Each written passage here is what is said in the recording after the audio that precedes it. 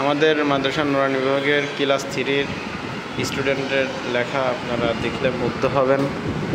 এদিকে সবাই লিখতেছে, আপনারা দেখতে পাচ্ছেন। কোন লেখা কই?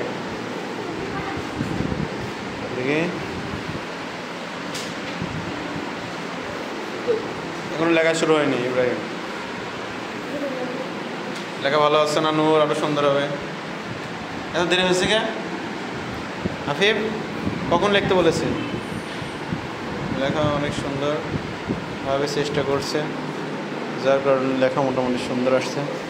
সব থেকে লেখা সুন্দর হয়েছে এই ছেলেটা তালহার। আপনারা দেখেন,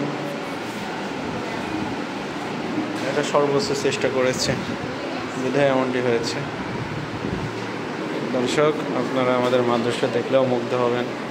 মাদ্রাসা অনেক সুন্দর, মনোরম পরিবেশ, দর্শনার্থীদের মুগ্ধ করবে। আমাদের মাদ্রাসার প্রথমে ঢুকে ক্যাম্পাসটি দেখলেই চারদিকে সুন্দরভাবে সুসজ্জিত করে বানানো হয়েছে।